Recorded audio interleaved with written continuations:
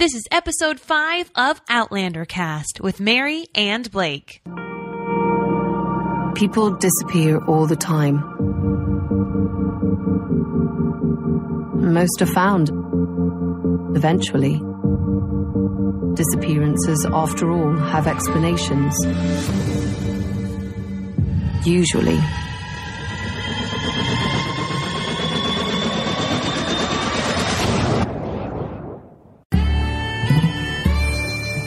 Welcome to Outlander Cast with Mary and Blake. It's a podcast dedicated to the show Outlander on Stars. Sing me a song of a lass that is gone, save for that lass behind. Mary of soul, she sailed on a day over the sea to sky.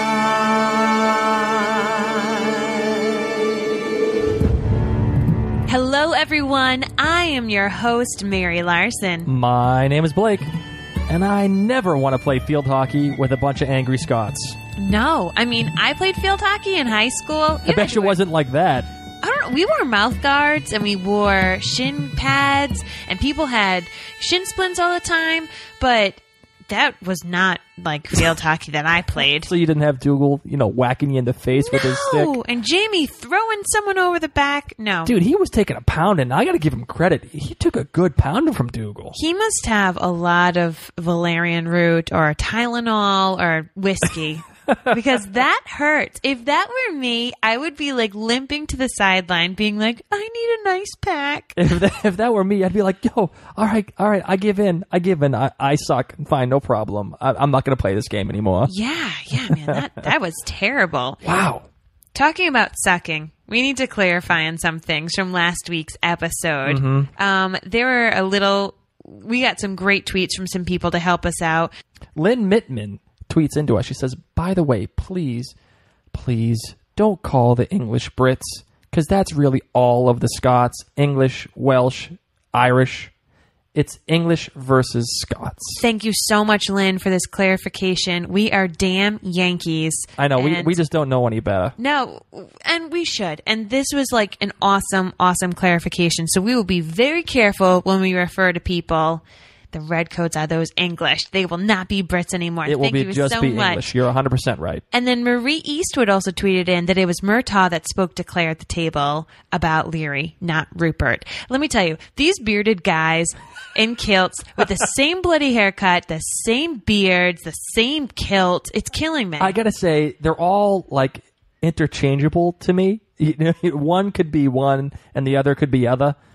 So like it's interchangeable Scotsman 1, interchangeable Scotsman 2. That's what it feels like to me. Except their personalities are so incredibly different. I agree, and I don't mean to disrespect the characters or the actors or anything. Obviously I'm joking about it, but they all have their own personalities, and it's fantastic acting. And I'm gonna eventually get all the names. I promise I will. Yeah, I think by next episode, we're starting to get to know them very well. Speaking about getting to know us very well, Jen from Outlander Musings wanted to let us know that she really enjoys the podcast and the episode. She loves all the series point of view on the show and loves Blake because she feels like Blake and her dear husband are long lost bros with the hashtag boob count. Blake, you have created some hashtags. I've created a hashtag about boob counts. And hey, the boob count for this episode was 0. Mm-hmm. So we are still stuck on like 8 to 10 boobs so far for this this series. Wow, yeah. Well, I hope that for any of you listeners out there who are having a difficult time getting a significant other to watch the show, maybe you can tell them. You can say, listen, yes, it's fantasy and it's romance, but there's also a boob count. There's a boob count by some random dude on some Outlander podcast. From Rhode Island. And he's just way too crazy about this. Hey, I also want to say that Mary has also created a hashtag Sassenach Wasted. That literally exists. Go up there and research it. It's there, I promise. Yes. It's fantastic. Mandy Taylor also tweeted, I'm a little afraid Blake is going to miss seeing the true depth of Jamie's character because he's annoyed by fan adoration. Mandy, you're 100% right. I'm going to own up to my first jealousy of Jamie, and two, I'm a little bit of a contrarian. I hate when people just fawn all over somebody just because they like them and, oh my God, it's Jamie. And I can't do it. And that's kind of why I'm Team Frank, and I'm kind of sick of Jamie. Although I will say this episode, The Gathering, there was a scene that I really liked Jamie. And it almost got me a little emotional as he was talking. And I'm starting to turn the corner on Jamie. All right, I'm glad. And I'm glad that all of the Jamie loves are sticking up for him and telling Blake what's up. No, thank you. And thank you for calling me out on that, Mandy, because honestly, you're 100% right. It's total... It's like a fabrication almost. My hate of Jamie. Well, not hate, but my dislike of Jamie. But I'll give you the professional tease. We'll get to why I like Jamie. All right. Just in a little bit.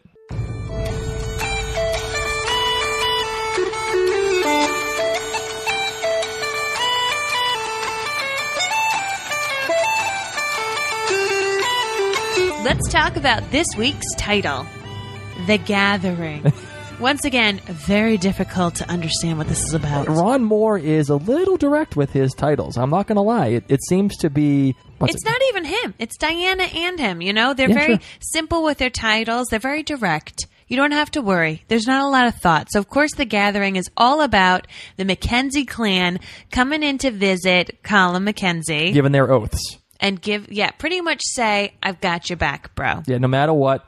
If we don't want any war with any clans, but if there is a war with clans, we are going to be pledging our fealty to you. And fealty obviously being, the allegiance and their pride and everything behind that allegiance. That's fealty. Before this episode even started, we got to have a little bit of the recap, what you would have missed on Outlander if you just decided to join in for episode 4. Mm-hmm. And there was this shot that I don't know if it existed before. Of course, we had Claire's voiceover explaining quickly, I was on my honeymoon, then I traveled through time. What's going to happen to me? But there was this shot of Claire at the Stones with Frank walking up to her, and she was still wearing her white shift, and it was all clean. And I don't remember that happening. No, it definitely didn't happen. Although, was that her hoping for his response, if when she was to come back from the Stones? Didn't that happen last episode? That was her positing that's what would happen when she returned?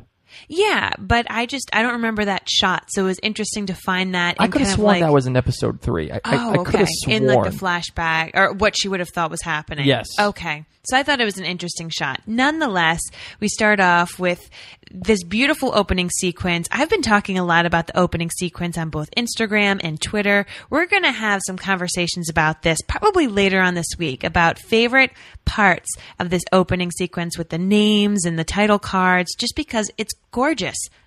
I love it. I can't get enough. I find that I love each and every shot. But the reason I'm talking about the title sequence so much is because so many of these shots came up in this week's episode. Yes.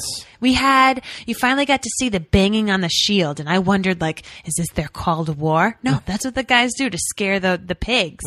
And you saw Claire running in the woods, and all this time I've been wondering, who is she running from? She was running from the kids. And then we have, what did we decide to call it? The episode title card? Yes. It says The Gathering, and it had the special pin, which we'll get into more. But I like how they're doing this. They're having a really beautiful shot with the episode title card each time. It's almost alluding to what is going to happen in the episode that you're about to see.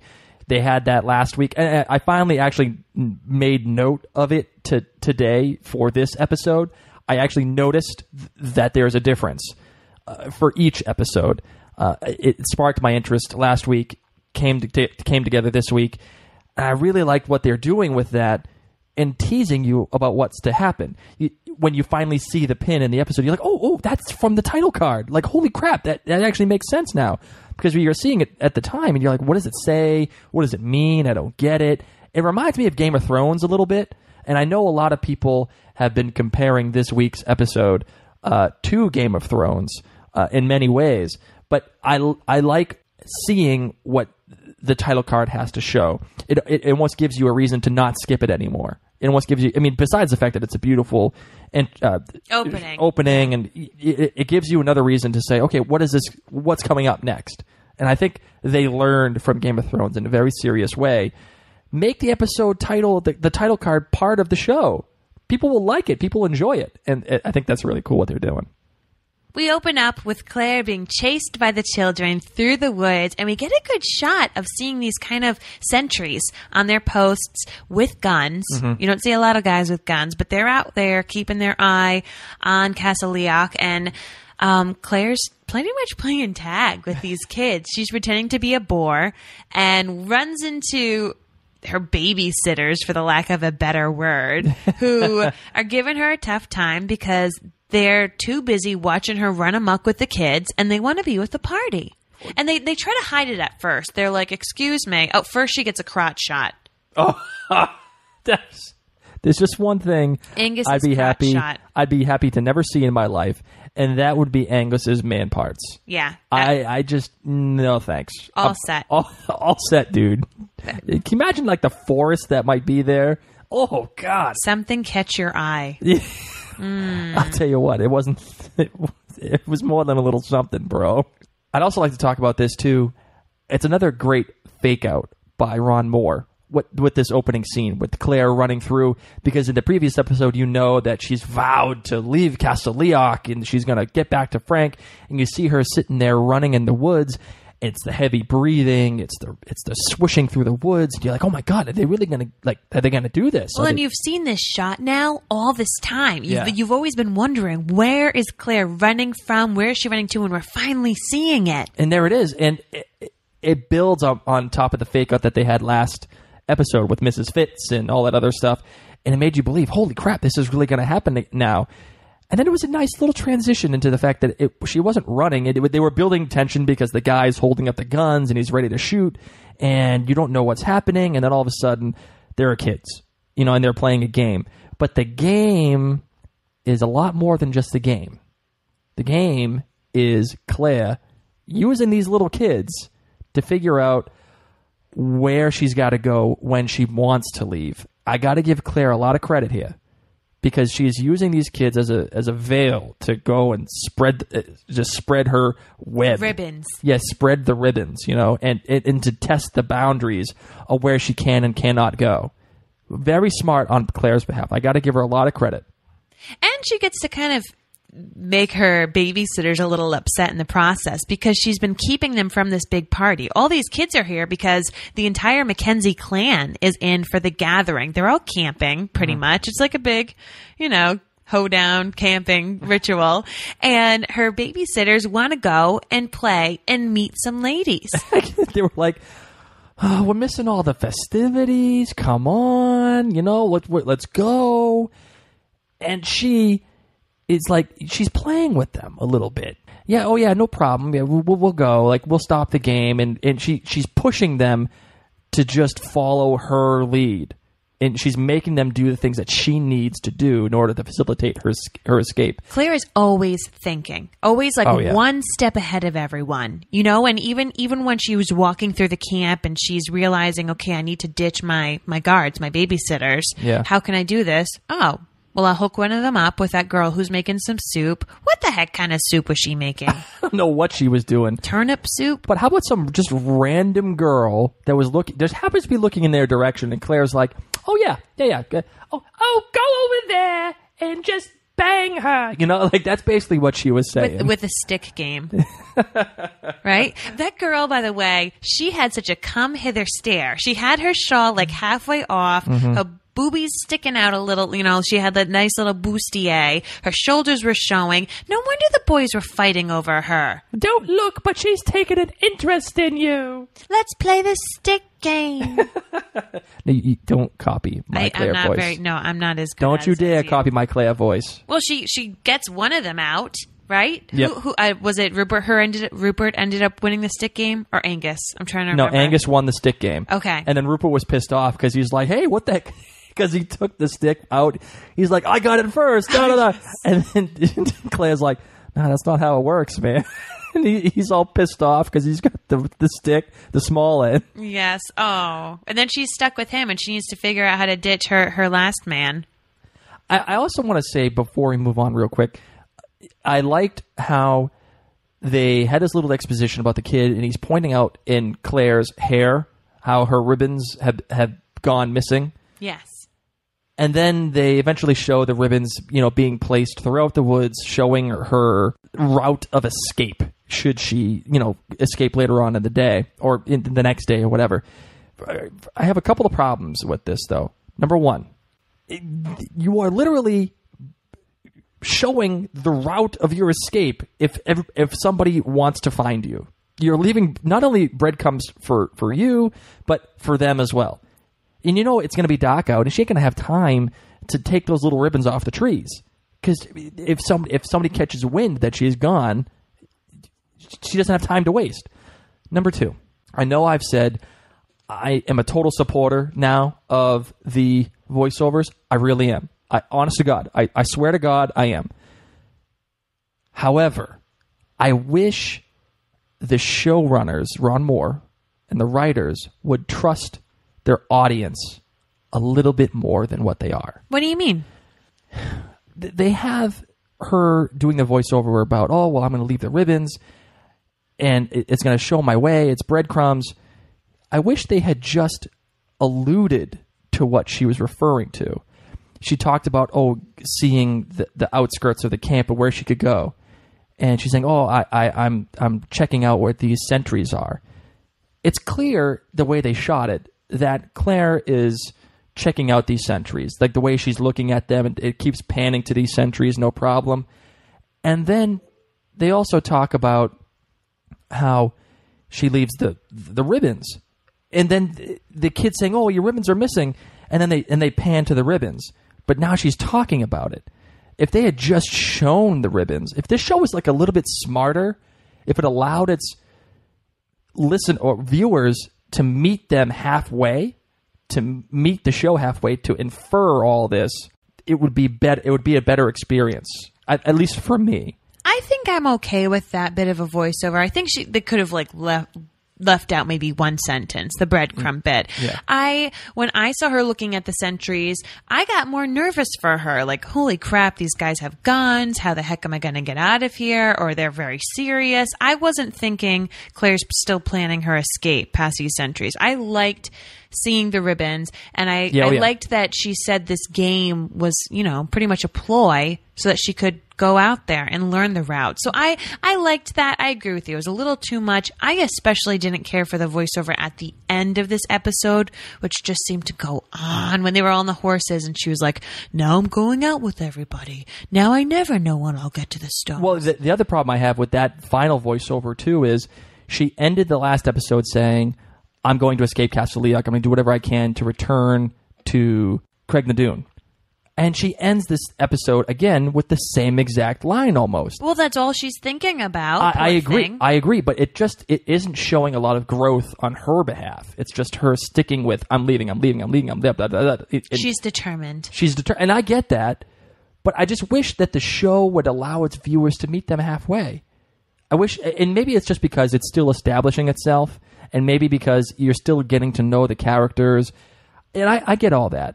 I just wish it was just a little bit smarter. The only thing that I can say for these voiceovers to keep reminding you, I think it's so easy to get caught up in 1743. It's easy to get caught up in Dreamy Jamie. Mm-hmm. And you need to remember that Claire is not from 1743. She is just trying to get home. And that's why in this episode, I loved how frequently music from the 40s came in. And this actually started in the next scene where Claire is going to check out the horse.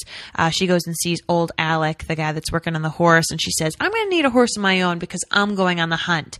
But all you can hear is 1940s jazz music again. Oh, it's great. And it's like whenever, in my opinion, this happens whenever Claire is really thinking about escaping because she is so excited in her mind that she has got this plan. And whenever she's planning out this plan, the 1940s music comes back on when she's in her zone. And this is the first time that it happens. Well, no, this happened last episode, too. In this episode, I mean. Oh, okay, okay, I'm sorry, correct. yeah. No, it was definitely more noticeable in this episode than last. At last, it seemed almost like just a passing musical choice, but this one, it seemed very pointed Because this episode was all gearing up for Claire's escape. Yeah, and That's it. I also like what Alec had to say to her, which was, hey, if you don't watch this horse, you don't keep an eye on it, it's going to run back home. He also told her to leave Jamie alone. Yes, and at the time you're sitting there saying, well, dude, why are you being like that with Claire? You know, Claire clearly has only had Jamie's best interests at heart. What are we doing here? Why are you being like that? And it made you wonder if like Jamie had a problem with Claire all of a sudden, or if Alec is trying to prevent them two from getting together because maybe she's screwing with his work abilities, his work ethic, who knows? But eventually we get to find out that Jamie's in line for something that's pretty freaking big. He could be. Yes.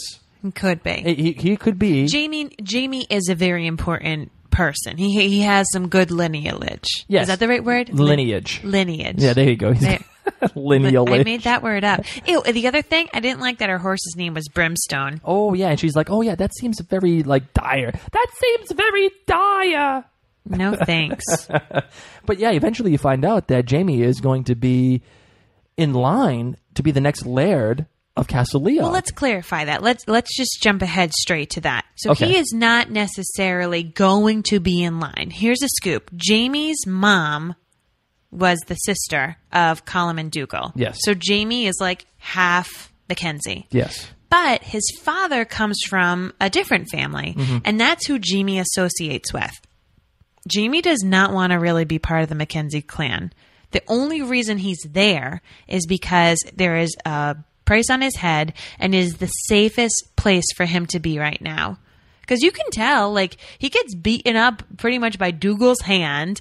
I mean, he likes the guys there, but really they're not on his side. It's definitely awkward for him. It's not like his happy place. Yeah, they got him in the stables. Like he's not even in the castle. Well, he's there because he's hiding. Well, that's what I'm saying. Like, it's awkward for him because he's hiding. He's in the stables. Oh, you mean in the stables working? Yeah, yeah. And, Oh, he's okay. not, like, I thought you meant he's sleeping clearly at night. not, like, a real accepted member of what's going on. Yeah, I mean, based upon his lineage, there we go, saying the right to Atta girl. He being the nephew and his age, basically, he could have the power to take over the position of Laird. Yeah, as long as the rest of the clan... Clansmen wanted him. As long as the rest of the clansmen voted him in. Yeah. And whether or not, and I know it's kind of counterintuitive to what we were just saying, it could very well happen that they may vote him in because he may have the best claim to what's going on there in terms of him being the next laird. So you took it as Alec basically saying, please leave him alone. He's pretty much like Prince George. Yeah, And we like- just can't have you messing with him, Sassenach. Well, yeah, it's that, but also Alec also knows the problem that Jamie is facing. As we all know, the problem that, well, not at the time, but eventually you find out that the rest of Castle Leon knows the problem that Jamie's facing. I also took it as Alec being a little racist. Well, yeah, I could say that too. That was more my But issue. because I saw him, she's a Sassenach. And, Yeah. hey, get the hell out of here, you chick. You know, like, you're I want him to stick with our own people, get a girl of our own people. It would be much better for him if he, shacked up with a Mackenzie girl. Yeah, because people still consider her an English spy. Yeah, that's what Jamie just said last episode. Yeah, even though she is a miracle worker now, and everybody knows that. I get it, and this is obviously a few weeks later. But people are still a little weary of this woman, and I don't blame them. But Alec is very aware of the problem that Jamie faces in that either he pledges his fealty to Colum, which means he's next in line, or could be next in line as Laird, which pisses Dougal off and gets him killed, Yeah. or he doesn't do the pledge, which pisses Dougal off, and Dougal kills him. Not even Dougal, like the people. Yeah, like, the people, but whatever, like he either way, this kid's gonna die. Alec just has Jamie's back. He thinks he does. Yeah. He thinks he's being a good, Exactly. good So boyfriend. the way out of it is Jamie's gonna sit there and say, "Well, no, I'm not gonna do anything. I'm gonna hide out until after this gathering," and Alec knows that. So I don't want you bringing him out. I don't want you getting around him because ultimately you're gonna get in trouble like you always have, and Jamie's gonna have to come and save you. Goodness. And which, of course, is what happens. Yes. Well, let's get to that part later because that's a really good part. This is more about Claire trying to leave. Yes. Now she's gathering all of her goods.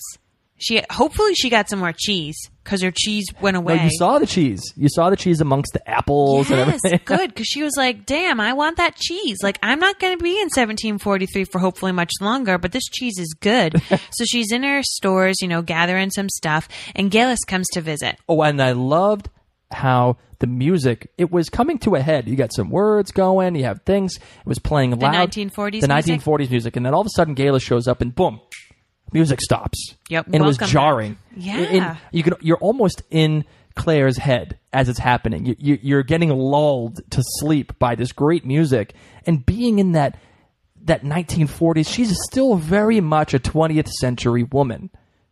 She considers herself a 20th century woman in the 18th century. She does not consider herself pregnant, I'll tell you that. No, hell no. How incredibly rude. Okay, I've written a blog post. I have a blog, just so you guys know. It's called TellMomTinyBaby.com. Tell Mom Tiny Baby. And I wrote a whole Shameless post plug. about how you shouldn't be asking people if they're pregnant. Oh, God. Just rude, girl code, okay? You just don't do that. And why does she say she's eating for two? Like, just don't do that. Don't be rude. And this is why Galus, she's bad news, dude. She's bad news. I don't trust her as far as I could throw Dougal. I just, something about her I don't like. And I'm going to save my outlandish theory. Remember how last podcast I said I had an outlandish theory about Galus? Okay, we'll get back to that. I let it simmer. I let it marinate. And I finally come to the conclusion what I got. And I'm going to get to that later on in the episode. So they have this pretty long dialogue. Is your husband dead? Well, he's not alive. Well, is he dead? In between, we have some flashbacks of Frank. Poor Claire. Her heart, man. Oh, and I love the flashbacks of Frank. Because, again, it's setting that mood that she's still very much a 20th century woman. And she's got this guy that she's going back to whom she made a promise that she was going to come back. Eventually, Claire's like, God, this girl's getting after me. Yes, he's dead. Okay, he's dead. So she says it. And then Galus decides, while I'm at it, while I'm being a very kind and classy woman, I'm just going to throw it out there that maybe you're barren. Because that's a proper thing to say. Oh, my God. Gosh, it's like strike three. I literally could not believe she actually said this to Claire. And that's why the Galus is bad news. Because she's saying anything to get, I think, under Claire's skin. Just to elicit a response, maybe. Mm-hmm. To get what she needs out of her. Now, I don't know what it is yet, but she's trying so hard. And then she tries to give Claire a bit of advice. It's not too out there, but she says, I wasn't really from here and I married a rich man and now I'm free to do whatever I want. Sometimes you're on a path that you never expected, but I'm making the most of my path.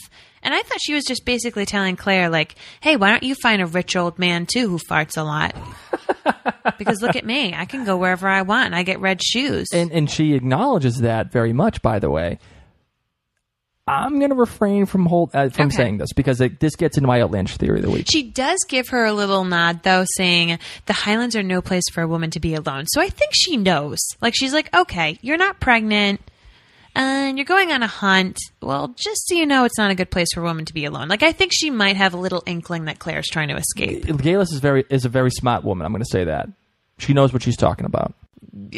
Gathering is going on. Claire is like just miffed, for the lack of a better word, because Galus just sucks. And Mrs. Fitz tells Claire that she is not dressed appropriately for the gathering. As if that is the top of Claire's priority right now. I know. Because she plans on taking a hike. Yes. She thinks, well, since the gathering's happening, this is my best opportunity to get out of here. Everyone's going to be hanging out, drinking, busy. Now, again, we keep having this theme of Claire being just a little too smart for herself.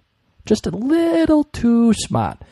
She did it for the past few episodes. Here she is again doing it. She's not thinking clearly. She's only focusing on getting back to Frank.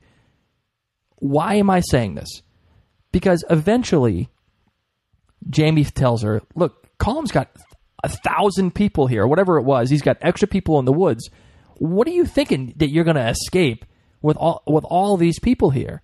All of our clan is here. If somebody wants to attack us, this is the perfect opportunity. Like you're not as smart as you think you are, Claire. Like calm down, Claire. You got to think this through. Use your brain. Take your time.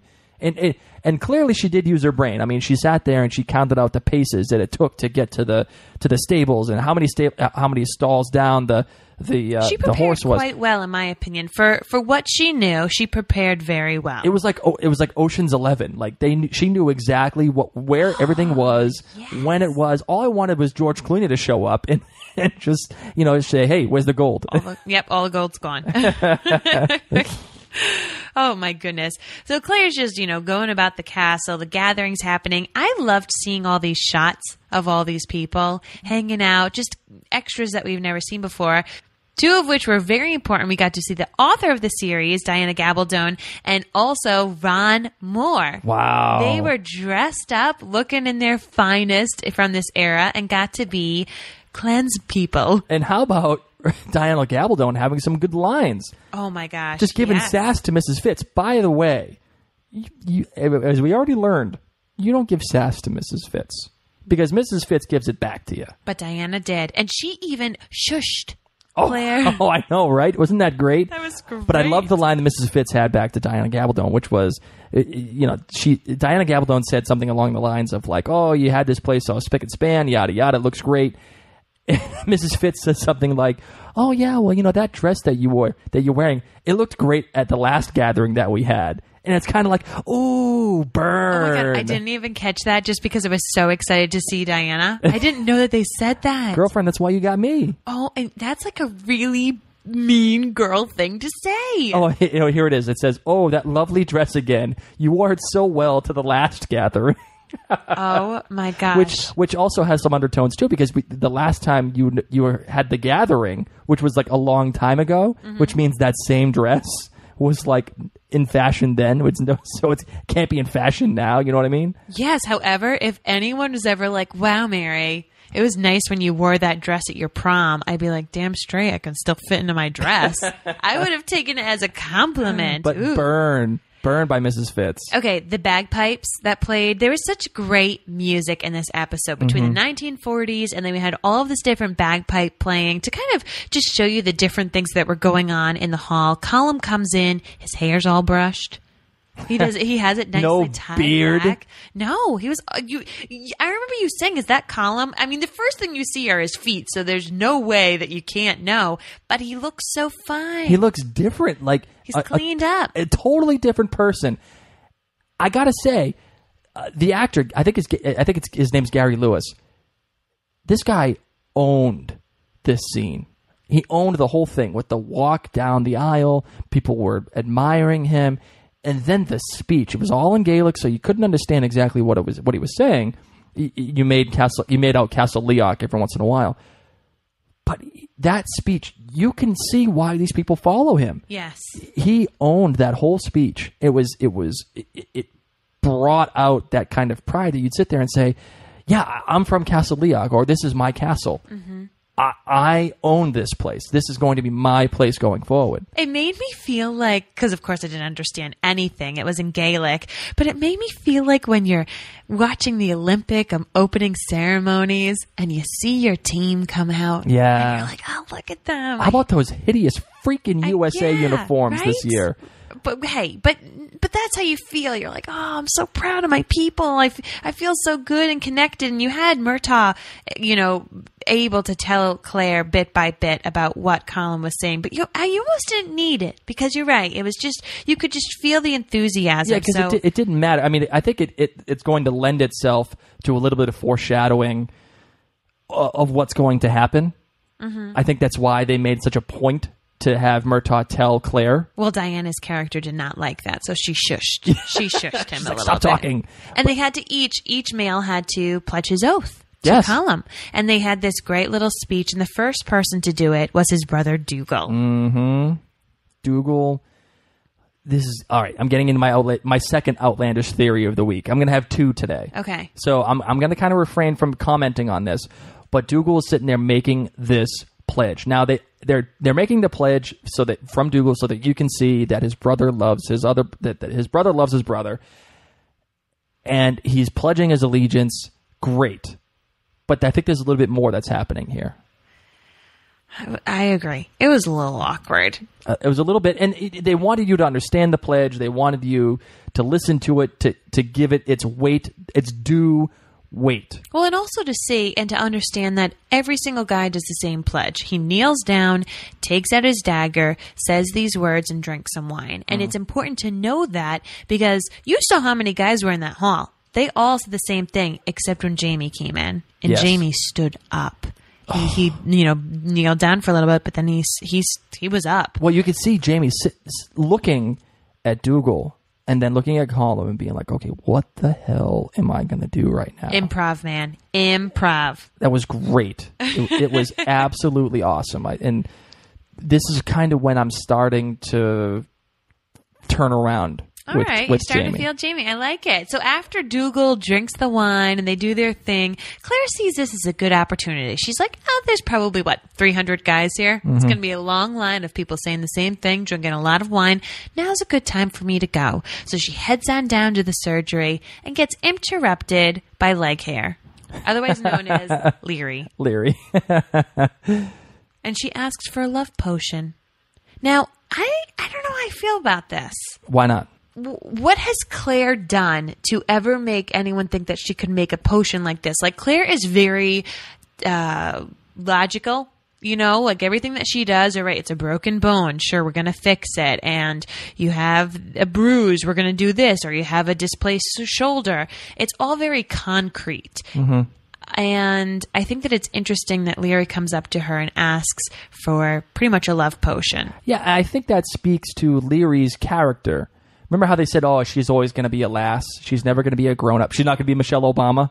Yes. That is what is happening with Leary. And I also want to say this, too. It seems like a great contradiction between Leary and Claire. Claire wanted the intimacy that Leary was sharing with Jamie. But Leary knows that Jamie is in love with Claire.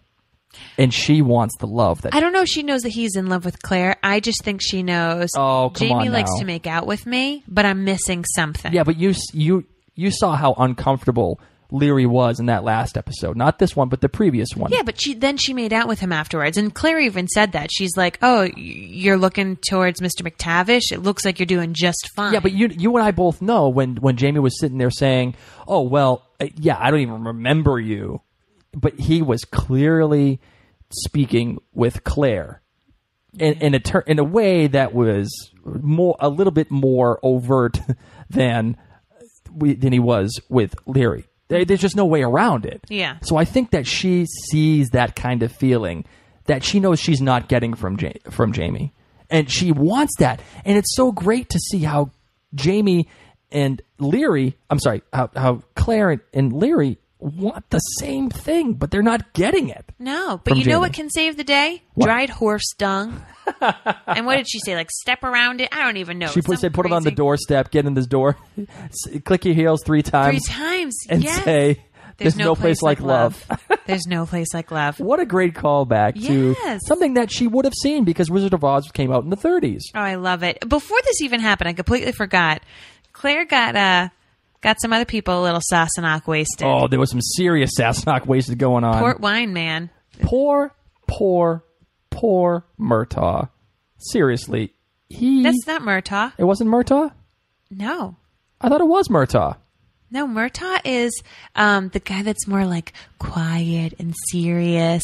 He was the one that was talking to her upstairs and was telling her bit by bit what was going on. Okay. Oh, so was it Angus? Because it definitely wasn't Rupert. I think this was Angus. Okay, all right, so it's Angus.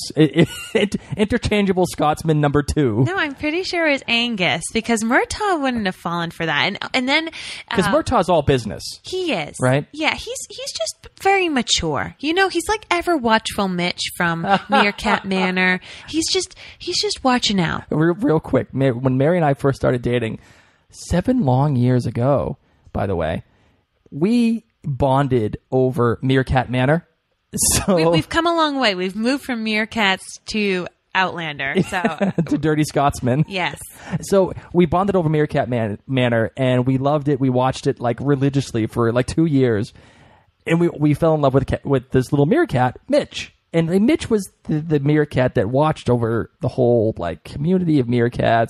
It was so cute. It was. And I think that's what Murtaugh is. He's Mitch. Yeah.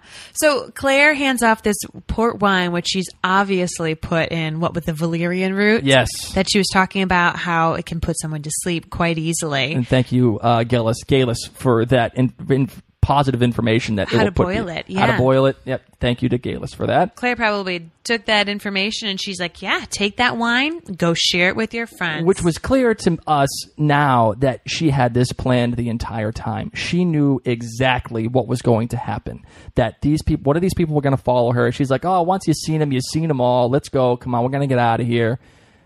And then she's like, okay, yeah, you know what? I'll stay for a little bit. Why don't you have a drink? And Angus just downs half of it.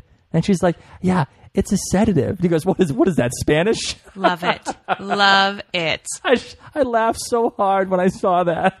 Oh my goodness. And he goes off and you see him throughout like the rest of the night, like tapping people's bums, just laughing all over the place. He had a jolly old time. That man was having a good time. Mm-hmm. He's like, oh yeah, it's wicked strong. And yeah, bro, it's strong. You're going to go to bed in a half hour. Well, everyone was drinking that night because Claire's trying to leave. She has her cheese and apples, and she gets assaulted by some just random Mackenzie Klensman. This was legitimately scary. Yes. It was. And not scary like, oh, poof, horror scary, but like, okay, what is going to happen to Claire?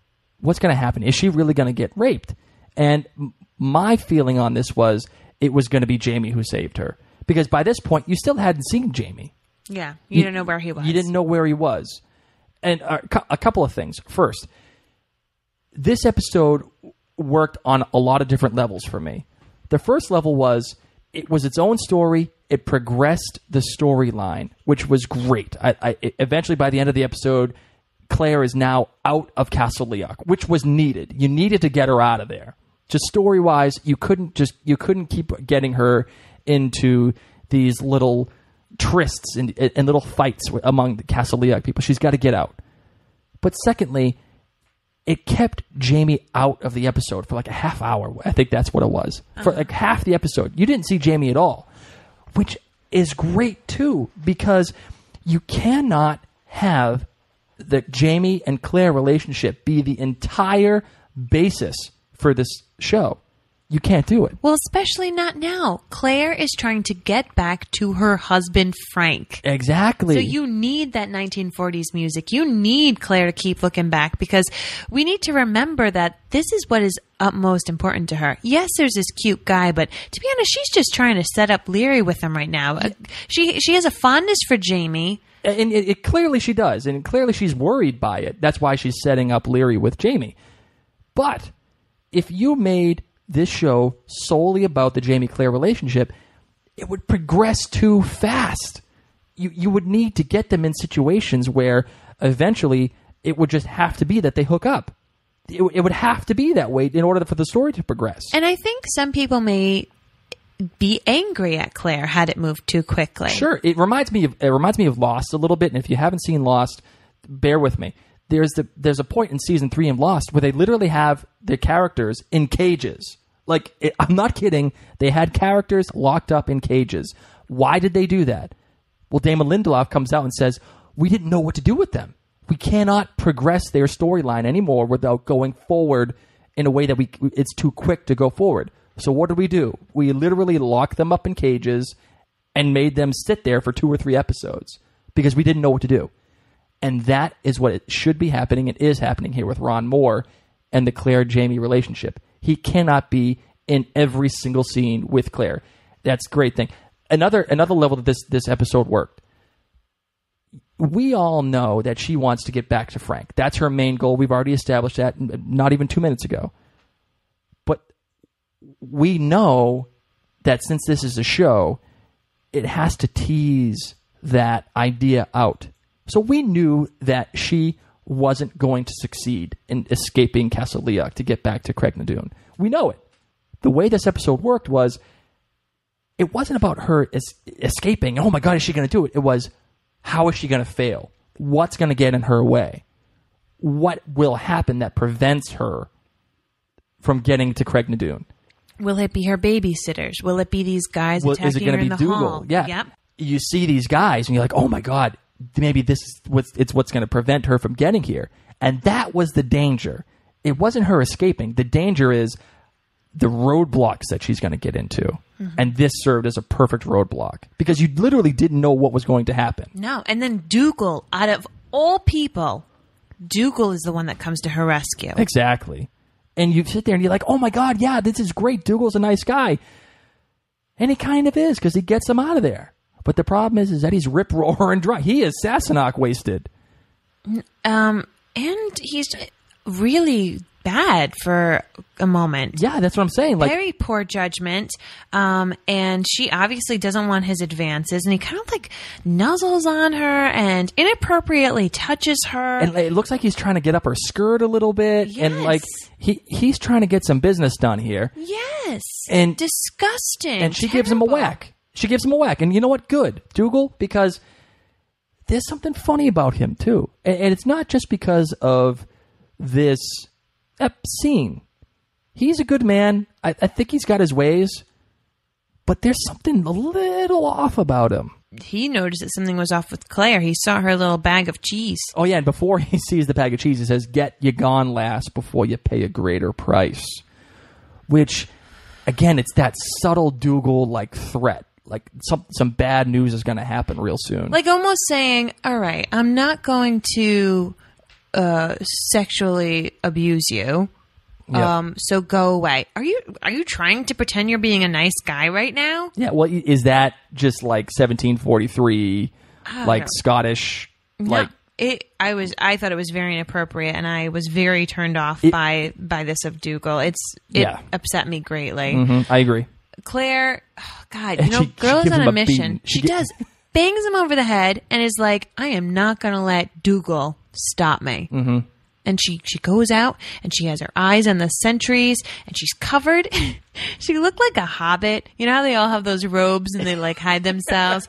She, with the big heads, the big It actually it reminded me of Obi-Wan Kenobi and yes. A New Hope. You know, when he has the hood on and he's running through the Death Star and he's like fixing all like the stuff and he's trying to get the shield down. That's what it reminded me of a little bit. Nice. She runs off to the stables thinking like, all right, I made it here 15 paces and I know where the horse is. He's on the fourth stall. And the sentry looks to the south normally and Brimstone's on the right and da-da-da-da-da-da. And then we see our boy, Jamie. Everyone's love. Jamie. I love Jamie. Well, it was a really weird thing. Like he pretty much was like, where are you going? And I was really taken aback that Claire was so open with him. Like, aw, shucks, Jamie, you're here? I was trying to escape. I've been planning this forever, and now you've ruined it. Because a little part of me was just like, girlfriend, you just knocked Dougal out because you want to escape so bad. And now just because you tripped over Jamie, you're going to give up and say like, hey, let me tell you my whole plan. I was trying to leave, and luckily Jamie takes it well. Yeah, you know, he asks, you know, was he inappropriate with you? And she's like, oh yeah, oh yes, Dougal was a little forward with me, you know, and like, and he asks her, well, what was he drunk? And she's like, yeah, very, very, very drunk, you know, and now I've teased this. And now this is when I'm starting to turn the corner with Jamie. Why? Because he says, I hope you left a good mark so he remembers his error in judgment. And he gives a little bit of a laugh. And he says, it's fine, Sassenach. It's fine. It's like that soothing, almost like paternal talk. Like, hey, listen, it's all right. Don't worry. Stop worrying. And it's not about Dougal necessarily. It's about her being where she is. Stop worrying. Well, then she makes him feel bad because she says, I am going to worry. I'm not supposed to be here. I need to leave. Even you said it. I'm a Sassenach. Like, I shouldn't be here. And he was like, oh, I didn't mean it to be that way. Yeah, and I appreciated this too because he's used to interacting with her in one way, which is that flirtatious kind of funny, ironic way, because she does the same thing with him. Oh, don't get burned or flogged or anything, just don't get burned or flogged or anything. That's what's happening most of the time. And he's engaging her with this in that manner, and she's having none of it because she wants to get the hell out of there. But again, he comes back with that, it's fine, Sassenach. It's really okay. We're going to be all right. And this is the first time I finally felt that je ne sais quoi, that all the people, like our team Jamie, understand. And this is for you, Mandy Taylor. This is for you. I no longer totally hate Jamie. I really don't. I'm glad. And he tells Claire, listen, girl, there's no point in escaping right now. Even though, everyone's partying, there's actually a bajillion guys in the woods. You wouldn't have made it that far. You don't know where you're going. Poor plan, Claire. Yeah. And this is when, she's too smart for herself. Yeah. And he's so charming at this point.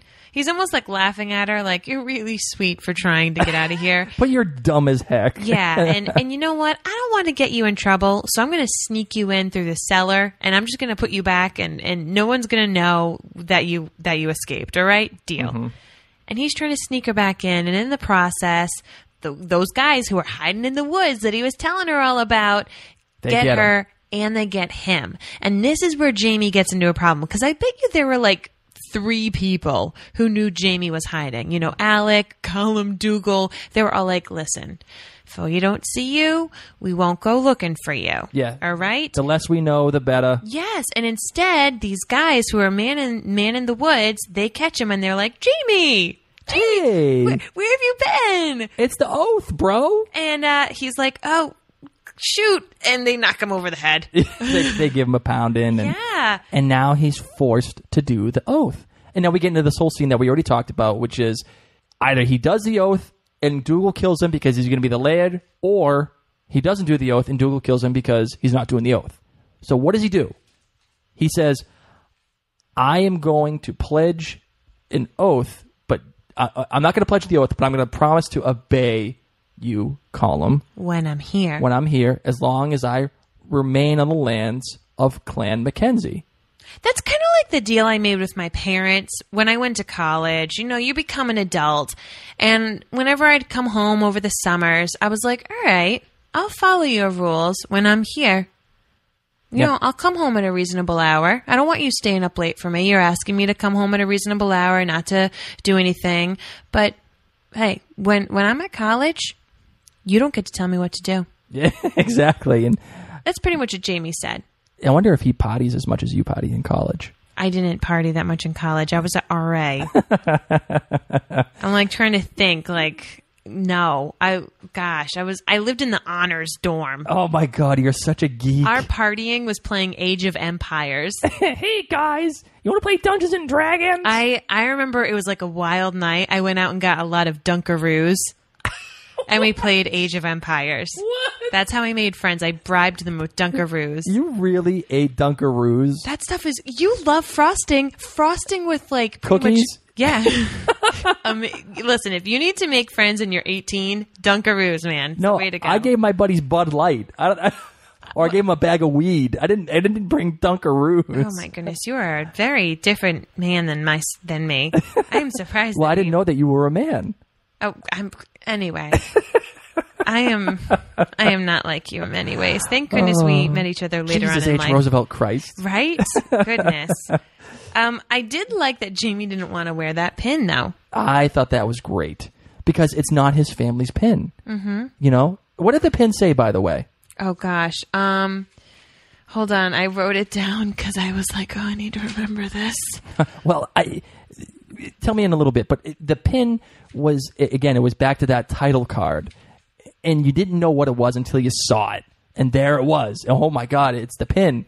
Oh, it was Lucio non oro. Oh. Meaning I shine, not burn. Wow. What is he, Khaleesi in Game of Thrones? Oh. Yeah, you like that there, huh? Yeah. I got you. The dragon doesn't die by fire. Whereas Jamie's motto was, I am ready. Yes. So he walks on in, and Claire sees Murtaugh. Murtaugh's like, oh, God, girl, what did you do now? Now Jamie's here, and everyone gets quiet. It Yes. is like super awkward again. And that's showing that everybody knows the problem that Jamie is facing. And thank God we have Murtaugh there. And I liked how they finally had the audience kind of meet halfway with this episode. Partly. In the beginning of the episode, you don't know why Jamie is missing. You don't know why all this stuff is happening. And I'm glad that Jamie wasn't there, yes, because of the story, but also because it gave reality to the show, to the episode, that Jamie really is missing. He's gone. We don't know where he is. And why should we know where Jamie is if Claire doesn't know where Jamie is? Mm-hmm. It gives reality to the fact that Jamie is missing. He's gone off somewhere else that we don't know, and he's really trying to hide out. And it isn't until Claire is in trouble that he actually comes to her rescue and gets himself into trouble here. And thank God you have Murtaugh there eventually describing to you what's happening. He is giving the requisite Gaelic translation because you wouldn't like. I remember looking at it being like, "Wow, am I stupid? Am I not getting this? Why is this a big deal? Why is there such tension? Is it just because Jamie is a marked man? Like, am I not getting it?" And then you get the explanation. I loved when Dougal comes in, so the whole hall goes quiet. Jamie's walking in. Murtaugh's explaining everything. Dougal walks in and he rubs his head. Still looking like, man, why does my head hurt? God, that sucked. And you see him be like, oh no, Jamie's here. And it's this really weird look. Yeah, and even as Jamie is walking up, you have Dougal walking up at the same time. Mm-hmm. And it seems to me like a little foreshadowing. As they're both approaching Column, they're both approaching the Laird position. They're both arriving at the same time. And Dougal's has his head hurt, and he's kind of woozy, he's messed up. Is it alluding to the fact that Jamie is going to eventually become Laird of Castle Leoch? Oh, no, Dougal was giving Jamie the stare down, like the stink eye stare down. Oh my God! If Mrs. Fitz invented stink eye with Claire, Dougal perfected the stink eye with Jamie. Mm-hmm. And poor Column. Column's looking at Jamie, and I think Column was like, in his mind, he was like, Jamie, why are you here? I know. Jamie, what are you doing? I gave you the note to just hang out in the stable. Didn't you get the memo? Gosh, man, what are you doing? And Jamie kneels at first, and you see him look around, and he's like, he takes a gulp, and he's like, all right, stands right back up. I'm going to do this. And I wonder if Jamie had this planned the whole time. I wonder if is this something that he thought of in case he was brought in front of Colum and Dougal? Or is he just super smart and made this up as he went? I think he's super smart. You know when you have a fight with someone and afterwards you're like, oh, you know what would have been really cool if I said X, Y, or Z? That would have really shown them. Yeah. I bet you when Jamie was hiding in the stable saying a little woe is me, like, oh man, I have to hide in the stable. What would I have done? What would I have said? I don't think Jamie was planning on doing this at all. I think he really had planned on hiding as long as he possibly could. Mm-hmm. He's just a very smart man. Yeah. Do you think he kind of wanted to do it, though? No. You don't think so? No. You didn't think you got that little bit of satisfaction of saying, I'm not one of you, but I'm going to be here, and I don't need your crap. I'm just going to live my life? I bet it felt good when he walked away and he wasn't dead. Yeah, well, anytime you don't wake up dead, that's a good thing. But Jamie already has a price on his head. Yep. His uncle, just a couple of days ago, let some guy beat him to pulp. Mm-hmm. And he knows that he's just not welcome really anywhere. You know, Jamie's a bit of a lost soul. And this is another thing, too. Everybody knows that Jamie is going to be the next possible Laird. And I wonder if that beating scene was also Dougal being like, know your place, boy. I don't want to hear from you coming up in the gathering soon. Of course, that was it. That was totally it. I don't want to hear from you. I don't want to see you. Know your place. I'm above you. I'm the next Laird. You are not. And I can have you killed if I need to. Yep. That is definitely it. Colum seemed to like Jamie during this speech. Yeah, I like how they shot that, too, because it showed Colum and he reached down for something. You weren't sure what it was. You could infer that it was the saucer of wine or water or whatever it was. Oh, wine. And then you just see... No Aquafina.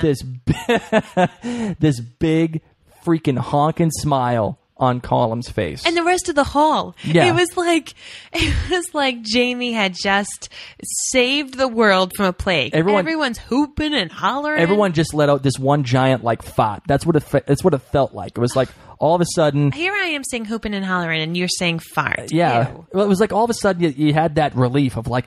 No, they're dancing. They're celebrating. I think it's completely different. But if that's what makes you feel good, Well, no. Ultimately, I also think there's a little bit more happening here. A little bit more, and I'll get into this my outlandish theory of the week. But you have that initial happiness, and it was great for Jamie. Yeah, it was great. I loved. He's leaving. Everyone's dancing. Everyone's happy. Jamie comes on over to Claire and Murtaugh, and he and Murtaugh are probably going to go and like high five and be like, "Oh my God, I'm still alive." That was close. But what I liked in this little scene is as Jamie's walking away with Murtaugh, Claire looks at him with a nice little smile, and then she kind of looks away, and you see him looking back at her. Yeah. And it's that quintessential thing that happens always in movies. Oh, yeah. When like you're trying to look at the boy you like, but he's not looking at you, so then you're all coy, and then he does look at you after all, and you didn't know it. And I thought it was just such a cute little moment. I loved that they did that. So Claire, sorry, honey, you are not leaving on the night of the gathering, and you need to get ready because you need to go and help all these guys on the day of the hunt. The big hunt, man. Gosh. And the boar hunt. And I like how she's like, oh, yeah, it takes all of you to just kill this little boar. And it shows how ignorant she is to the time. Because boars, didn't she ever watch Lost? No, it was 1943. Boars are bad news things. I don't even know if they had boar's head ham. I mean, probably in the 1940s, like that's how she would see ham. Like, oh, look at this nice little carved ham that I get to have at Christmas. And not only is there just one freaking boar, there's like 20 boar. I was not expecting that. Neither was I. I loved these scenes. Always all fog because it was, early in the morning and the guys are banging their shield, which is one of the scenes from the opening. I did not know that that's what that was from. I know. I thought it was going to be them marching off into war. And I just loved this because they're banging and it sounded so loud. And that's, of course, what's riling up all the boar. But it almost sounded like gunshots echoing. Yeah. And I really think that Claire went into World War Claire the nurse. Yes. Hearing these gunshots, hearing these guys cry, and she just went into action. And she saved that guy right away who had a bloody leg. And then you hear another guy do a much worse scream, still with these bangs. And it really did. I thought, part of Claire's psyche just switched over and it was back to being in the war zone. But the problem was that she wasn't really paying attention. And then all of a sudden she gets in this little bit of a heated tangle with a boar that was around her. I think she was trying to pay attention, but she's never had to hide from a boar before. Seriously, you don't know trying. you don't know. There's not like a list of things to do when a boar's running after you. Gosh, she was so stupid. There was a fallen tree. I was just going to say that. Yes, okay, whoever directed it, why did you shoot that tree? Because all of us at home were saying, Claire, jump on that tree. Get on the tree. Just get on the tree, Claire. Just jump. Stop standing and walking around in a circle and looking nervous. Just get on the darn tree. But I like how they shot it because it was panning in a circular motion around Claire. It was jarring. It was quick cuts. All you heard was this guy screaming, and you heard the boar, and you were stuck right in the middle of it with Claire. You didn't know what was happening, just like how she didn't know it was happening. And maybe it was just a little bit of adrenaline pumping through her veins that prevented her from seeing that tree. Well, it was back in the moment, man. She just fixed up this guy's leg, told him, hey, you're going to have a limp for a while. That was a gross leg cut. Yikes. But really, I mean, this is what happens to people when a bad situation happens and they're scared. You can't move. And she was just dumb, didn't know to climb up a tree, and thank God Dougal was there. I mean, we went from hating on Dougal last night to being the drunk, inappropriate man, and now here he is saving her again, by the way. Another saves her because a boar is chasing after her and literally inches away from her. Yep. Shoots it at her feet, even though a foot away from her was a tree. Stupid Claire. You could just jumped on the darn tree. But then we get to go see what's happening. And apparently it's this guy, Geordie, who got the business from one of the boar. Oh. And you look at it like, oh, well, okay, he got his leg cut like the other guy. And she says, oh, well, and this was great voiceover work here, by the way, when she says that the blood wasn't spurting, so the femoral artery was not cut. And as a viewer, I could probably infer that, but I definitely would not have known it. No. Not the way that she does. So you sit there and you're like, oh, okay, well, great. Here's this guy, Geordie. He's going to live. He's got a leg cut until she looks at his guts. It was like watching The Walking Dead for a second there. Total guts coming out. I thought about was Saving Private Ryan. Oh. You know, on the beach when the guy's he's putting back his intestines into his stomach. What great makeup work, by the way. Great special effects work. Oh, seriously. Because all the blood coming out of the leg and everything, phenomenal stuff. Ugh. And then you see the innards, and I was like, oh. And Claire does that little shake because she knows. She knows he's done. And Dougal then undoes the little knot that she'd done to try to save him. So subtle and so awesome. And you could contest that you didn't need that particular voiceover afterwards. She's like, oh, he's going to give her a safer place to be. Because you can infer that by the way that he undoes the leg. And you see the blood come flowing back out again. The blood was like black at that moment. Yeah, and that's when you know you got a serious problem when your blood's black. Right?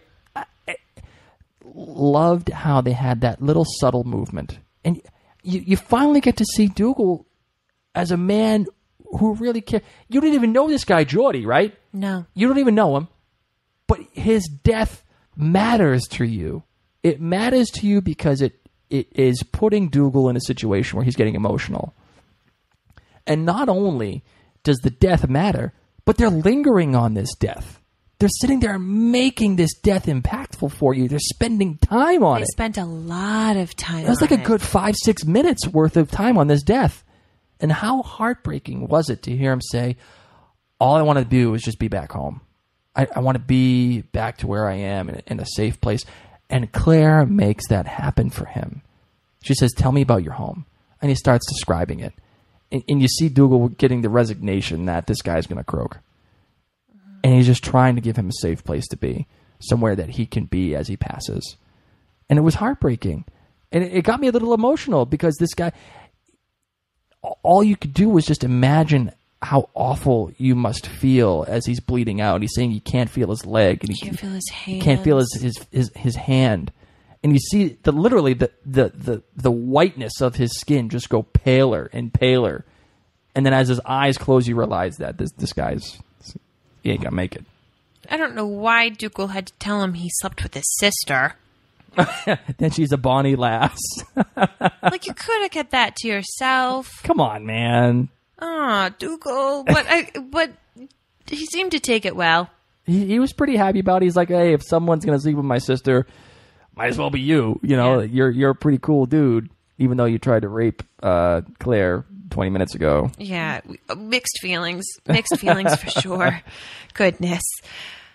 Speaking about mixed feelings, I mean, the guys come back from the hunt. You see them bringing the boar, and then you see, of course, what you know to be a dead body left over. And you see all the people in the castle looking at it like, oh, man. And then the other half of the people, now it's hockey time. Yes, and Field hockey. And this is great, too, because now it shows that, there are things that happen.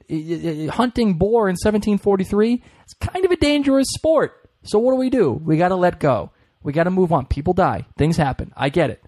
So let's move on with our lives.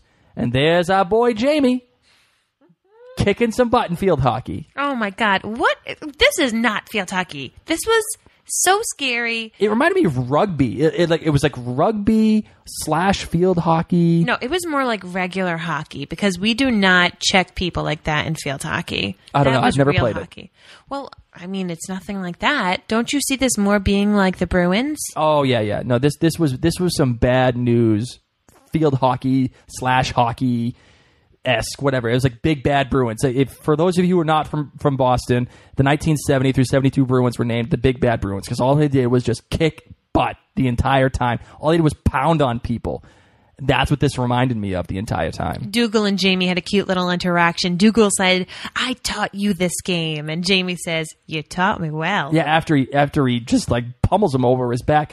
By the way, I loved the face that Dougal was making as he was getting ready to get into the game. It was like anger. It was like feeling grief over his buddies dying. And you could tell that like that anger was going to be taken out. And he sees Jamie. And Jamie showed him up. He totally showed him up at the gathering. Because He prevented Dougal from doing what he should have done, or at least in his mind, what he should have done, which was kill Jamie. He got shown up again, and there he is. Now this is his chance to just give him the business, and there Jamie just gets a hold of him again. Dougal plays poorly. But like he's sitting there and he's like he's ripping all the freaking clothes off. And he's getting out there. He knocks one guy over, then he knocks over another guy who's just trying to make some soup or something. He like hits him, and this is when there was some interesting like slow-mo shots. It was some very different directing. Yeah, it was almost like I think Brian Kelly was the director of this episode, and it was almost like he didn't know what to do with this scene. He wasn't sure how to handle it. He wanted to show you the impact of the hits and how cool it was. It made me think though of old school like Batman, and I felt like it should be like pow, wham, zip, because it was like it was a little jolting. Holy awkward directing Batman, like that's what it reminded me. It didn't fit this episode. Brian Kelly is good at character directing, from what I can see. He lets the characters speak for themselves. John Dahl, who directed the first 2 episodes we already talked about in the last podcast, made it a very cinematic show. He had a very specific intent on making this world seem big and fantastic and beautiful, whereas Brian Kelly took the episodes and brought it down a notch and let the characters stand for themselves. It let the set pieces stand for themselves. It wasn't about making it fancy. And then all of a sudden you have this scene where you have the slow-mo and it's kind of like, what are we doing here? And it felt funny. It felt off to me. But I eventually ended up liking how Rupert got it, dude, right in the twig and berries from somebody with one of those sticks. And it wasn't Dougal, which is surprising. But the little battle between Dougal and Jamie was really cool. Jamie the nasty Boopin. Yeah. we don't know Jamie. It wasn't even important to Jamie anymore. No. It was the fact that he just gave Dougal the business. Dougal has a interesting conversation with Claire afterwards where he says, "You've seen men die before." Yes. And it's a little subtle hint that I know who you are, Sassenach. But not really, but I'm going to fake it. But he knows that something's up with her. Yeah. He before it was kind of like, oh, you're a spy. I don't know you. You have medical knowledge, whatever.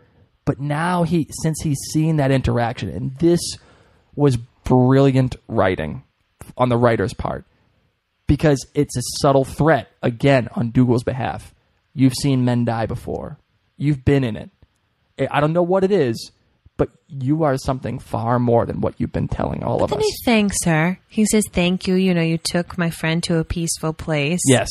And Claire gives a little sass about how she's stuck in this dark room. And he's like, oh, well, guess what? I'm here to set you free from this dark room. And for a moment, you're like, Claire, you finally did it. You earned his trust. Mm-hmm.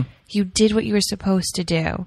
And in fact, Dougal's like, I'm going to go out on the road and we're going to go collect some taxes, and it's going to get pretty nasty out there. And guess what? You're coming. Because I need you. Which, A, because I need you, and B, he still doesn't trust her at all. Mm-hmm. And he wants to keep her right under his thumb. Yeah, you're going to be right there, right next to me, and that's how it's going to be. I almost, in my heart of hearts, expected him to acknowledge what happened between the two in the hallway there. Mm. I almost expected him to be like, I'm sorry that this happened, or I don't want to catch you in the hallways again, or something, some kind of acknowledgement. But maybe he was too drunk to admit to what happened. Maybe he didn't remember it. I don't know. But yes, you're right.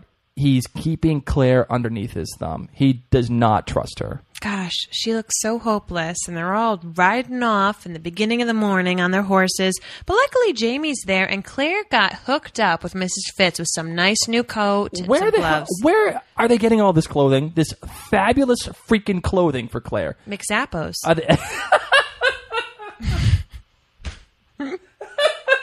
Telling you, next day delivery.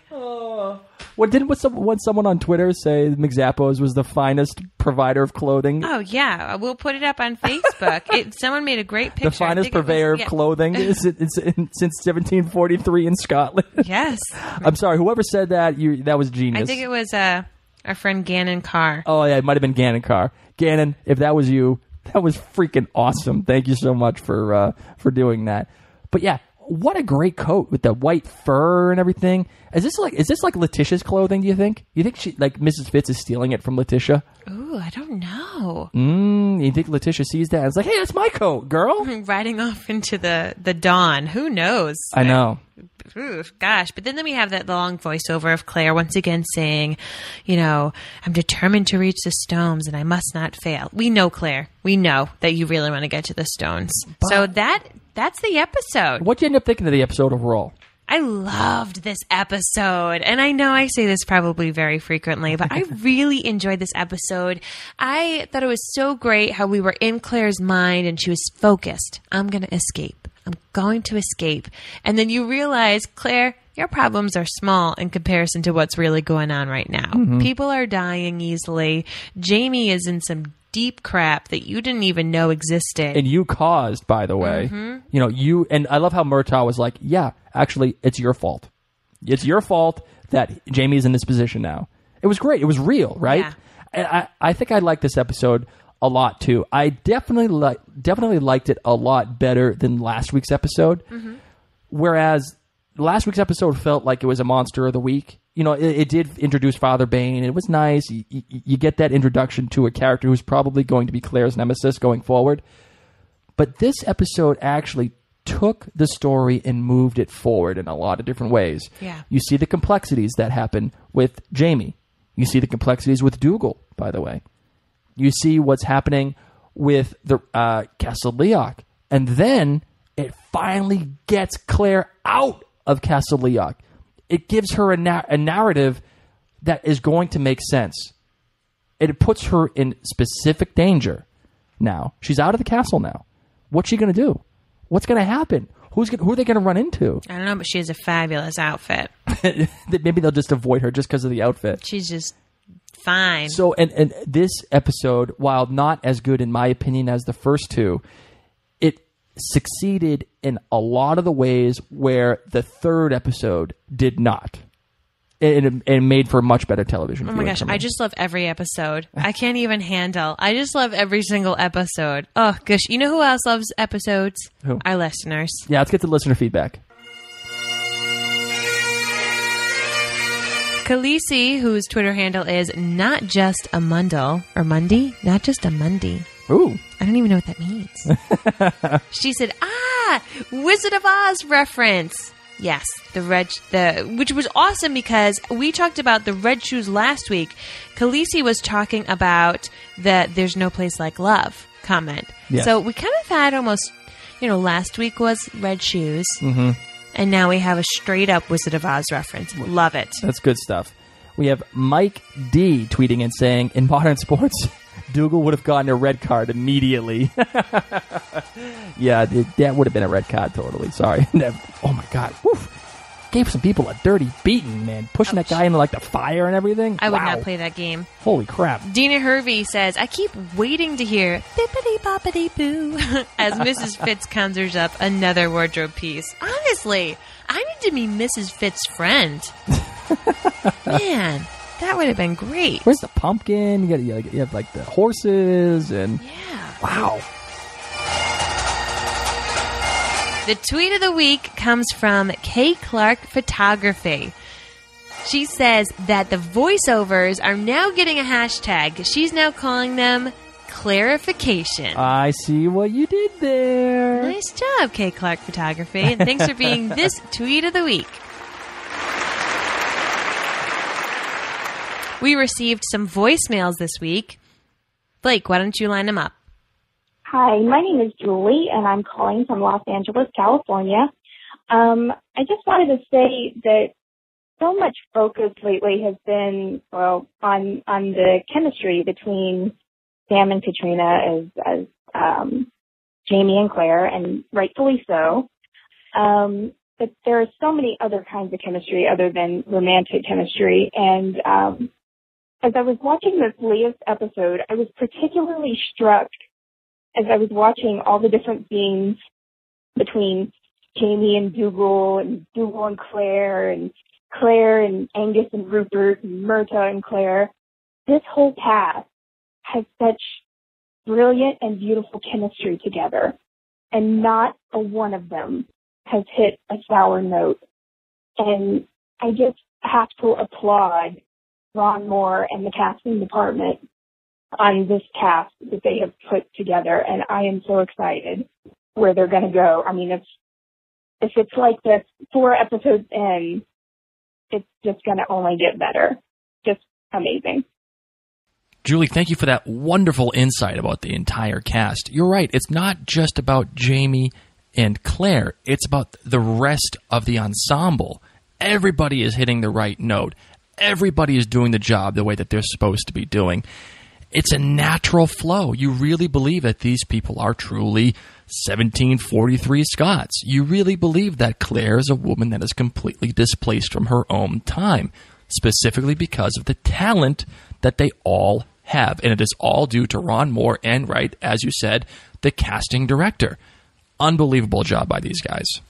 So we also had some other great feedback about our show. This one comes from Beth Silberman Phillips. She says, new favorite phrase, hashtag Sassenach wasted Outlander cast. Episode 4 is making me laugh out loud during my layover in the Philly airport. Great analysis, Marion Blake. Hashtag no Aquafina in 1743. See, I told you, there's a hashtag Sassenach wasted. Great job, sweetheart. We also received another review on iTunes. This time it was from Cassie Hex. She says, it's by fans for fans. I am loving this podcast, Cassie writes. Thank you. I enjoy listening because it's like discussing the show with my friends. Mary and Blake are exactly like my boyfriend and me. I'm the book reader, and he's totally new to it.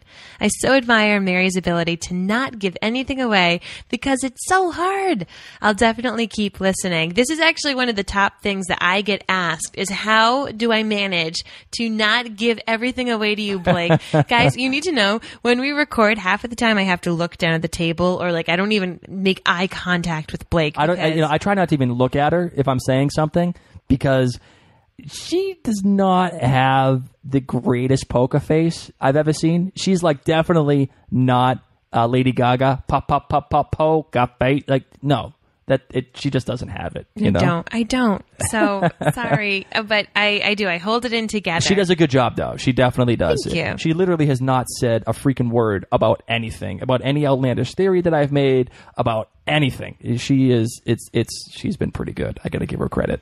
All right, everyone, there were amazing reviews this week. So Blake and I have a super special extra episode that is going to come out later this week detailing a lot of your tweets. We had awesome Instagram feedback and Facebook. So it's going to be a whole episode. And we had a lot more voicemails too. So I also want to say this. If you have listened to this episode and you did not get a chance to get a voicemail in, you still have an opportunity to make this just special listener feedback episode.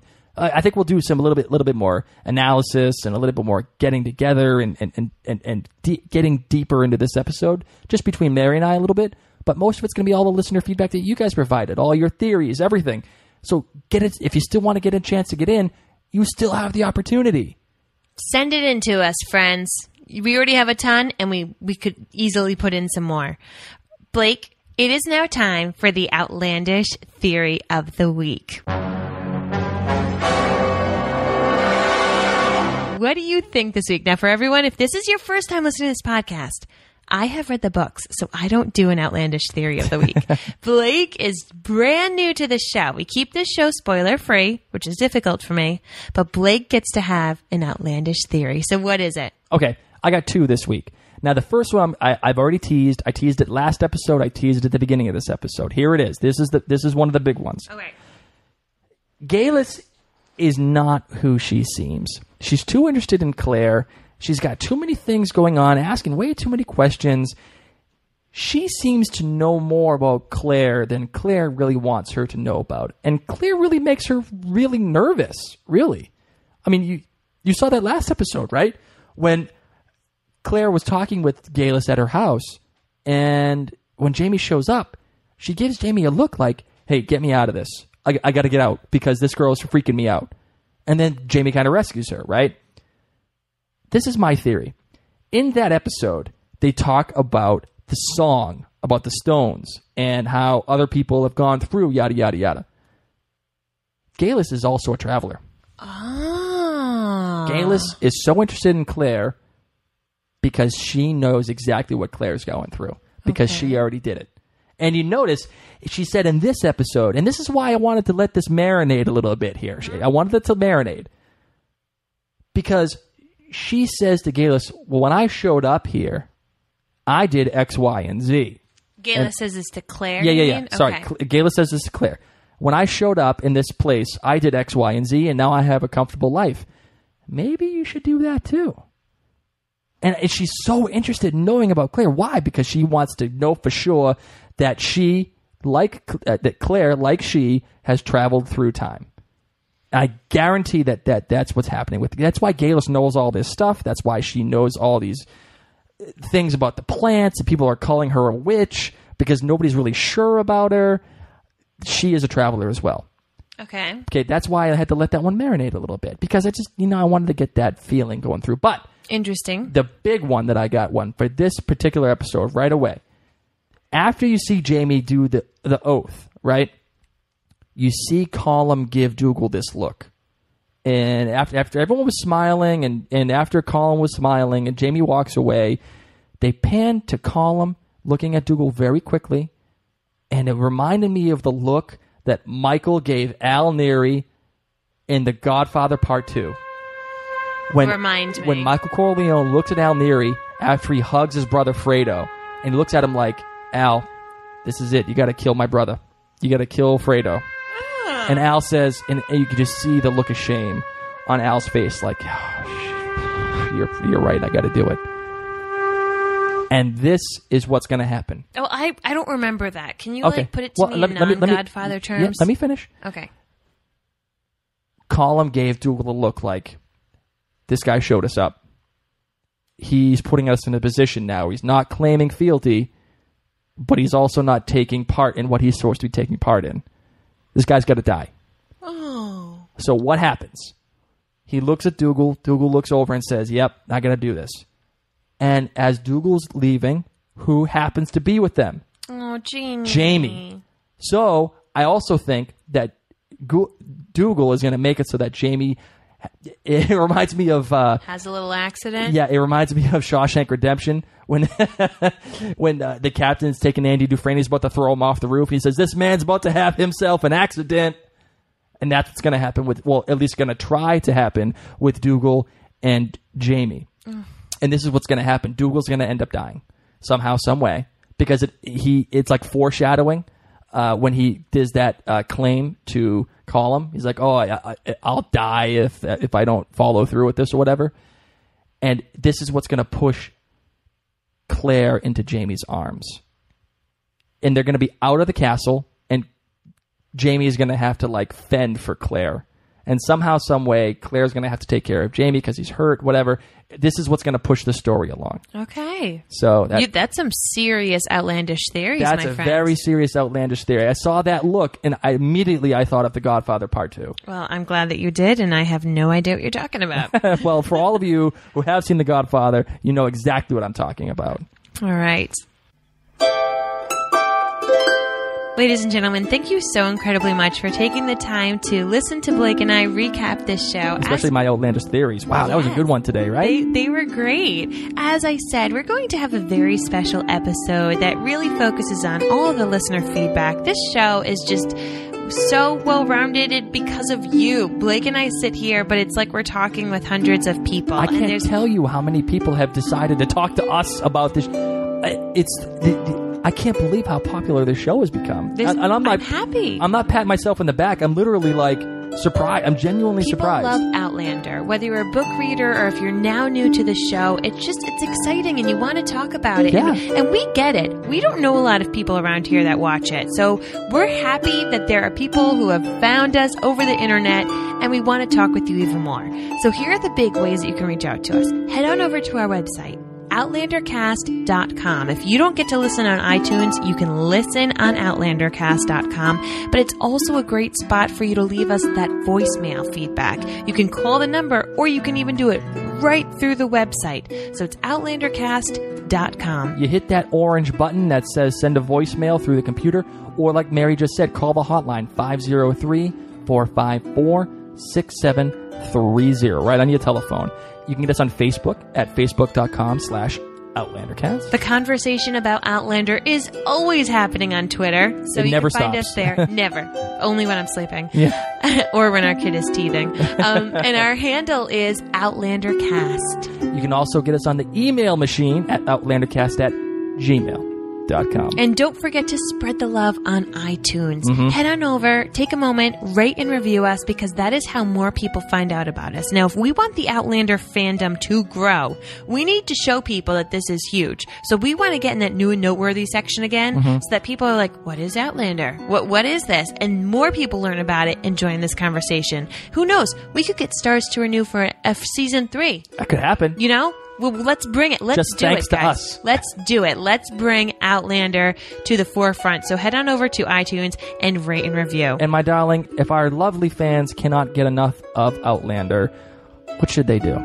They could listen to the other podcasts that we love. Yes, that's right. Please go listen to Alastair and Lonnie over at the Scott and the Sassenach. They are wonderful people. As a matter of fact, we have a little bit of a clip here that Alastair provided for us based upon my challenge of the accent challenge. Mary, play it for us. Hi, Mary. Hi, Blake. This is Alastair from the Scott and the Sassenach podcast.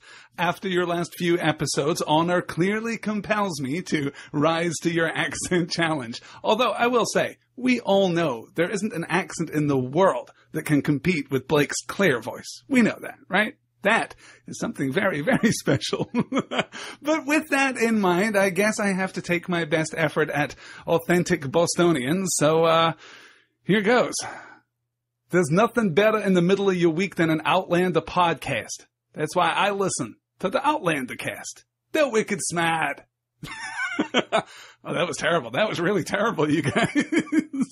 However, in return, Blake, I think you should take a run at that wee verse that we use to close off our podcast, written by the favoured son of Scotland, Robert Burns. Here's to us, fars like us, damn few, and they're all dead. Keep up the fantastic work, you guys. Your show is one of the highlights of my week, and it's a thrill for us to be a part of this fantastic Outlander podcast community. Keep up the good work, and slant shiva! Yeah, that was good. Alastair, yeah, I'm just going to leave that one alone.